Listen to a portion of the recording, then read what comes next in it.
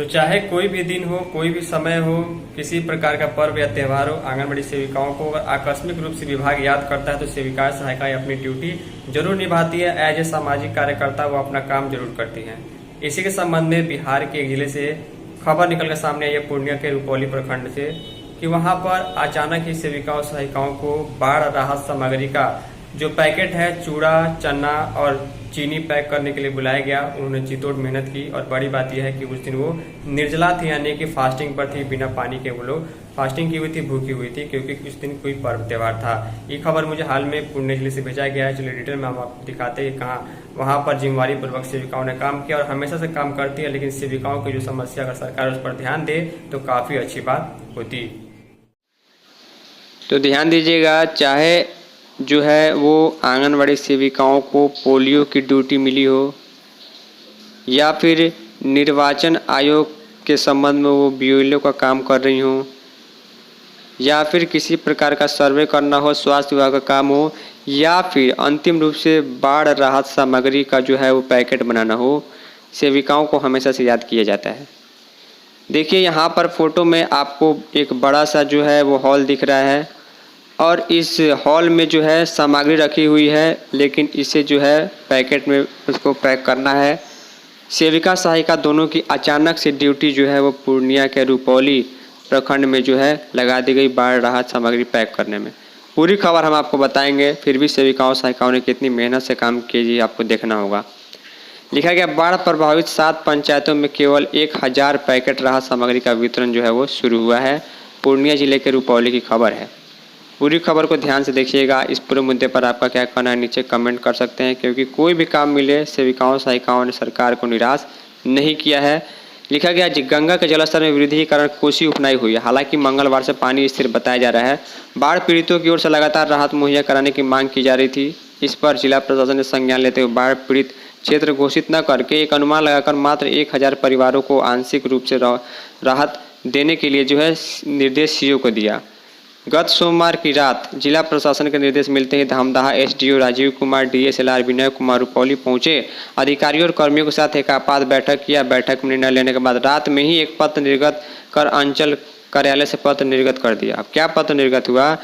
इस पत्र में सभी 7 बाढ़ प्रभावित पंचायतों में से एक अधिकारी के साथ 3-4 सहायक कर्मियों की टीम गठित की गई। सीओ रुपौली शिवानी सुरभि आनंद फाने में रुपौली बाजार के एक थोक किराना व्यवसायी से चूड़ा, चीनी और चना की खरीद की गई। सुबह सीडीपीओ को सीओ के द्वारा निर्देश दिया गया कि राहत सामग्री के पैकेजिंग में पूरे प्रखंड की सेविका और सहायिका को बुलाया जाए। यानी कि अचानक से अगर कोई काम होता है तो उसमें सेविका सहायिका की याद आती है। विभाग ने यहाँ पर राहत सामग्री पैक करने के लिए तुरंत ही बुला लिया। अब देखिए क्या हुआ। सीडीपीओ ने बिना देरी करते हुए पूरे प्रखंड की सेविका को जरूरी बैठक का हवाला देते हुए मंगलवार की सुबह प्रखंड कार्यालय पहुंचने का निर्देश दिया। निर्देश मिलते ही सेविका सहायिका प्रखंड कार्यालय पहुंच भी गई। यहां पहुंचते ही सीडीपीओ सभी सेविका सहायिका को लेकर फैसिलिटी भवन पहुंचकर मजदूर के जगह पर उनसे ही राहत सामग्री के रूप में 2.5 किलोग्राम चूड़ा, 1 किलोग्राम चना और 500 ग्राम चीनी पैकेजिंग करवाना शुरू कर दिया। यानी कि मीटिंग के तौर पर उनको बुलाया गया था, लेकिन पहुंचने पर उनको बताया गया कि ये चीज़ें पैक करनी है और मजदूर की जगह पर सेविकाओं सहायिकाओं से यहाँ पर देख पा रहे फोटो में आपको दिख रहा है कि काम लिया गया। सेविका सहायिका पैकेजिंग करती रही। 1 बजे तक निर्जली व्रती सेविका सहायिका का शरीर जवाब देने लगा तो वे लोग धीरे धीरे फैसिलिटी भवन से बाहर निकल कर चली गई। यानी कहने का मतलब ये है कि ये खबर हमें 2-4 दिन पहले किसी के द्वारा भेजी गई है पूर्णिया जिले से, और ये काम जो है आपको जिउतिया के दिन जो है वो कराया गया है, क्योंकि उसी के आसपास यहाँ पर बाढ़ की स्थिति थी।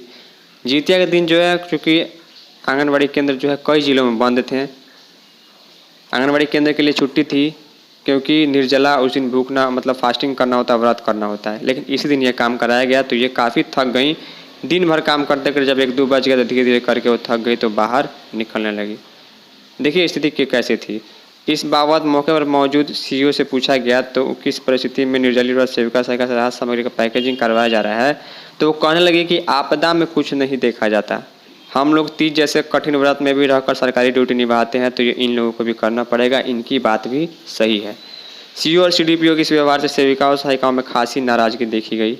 बाढ़ प्रभावित पंचायत प्रतिनिधियों के साथ पीड़ितों के साथ खासा नाराजगी राहत सामग्री को लेकर पीड़ितों का कहना है कि आखिर हम लोगों को किस आधार पर फौरी राहत मुहैया कराने का आदेश दिया गया। जब बाढ़ प्रभावित क्षेत्र घोषित ही नहीं किया गया है तो हम लोगों के साथ प्रशासन के द्वारा छल किया जा रहा है। वहीं अधिकतर बाढ़ प्रभावित क्षेत्र के जनप्रतिनिधियों में गुस्सा है। सर्वे हुआ तो सीओ द्वारा किस आधार पर राहत पैकेट का वितरण कराया जा रहा है, ये चीज़ें समझ में नहीं आ रही हैं। तो कुल मिलाकर यहाँ पर देख पा रहे हैं कहाँ अजीबोगरीब स्थिति सेविकाओं सहायिकाओं के संबंध में हमेशा बनने को दिखती है। तो ये खबर आज के लिए थी। उम्मीद करूँगा आपको चीज़ें समझ में आई होगी। इस वीडियो में इतना ही। धन्यवाद।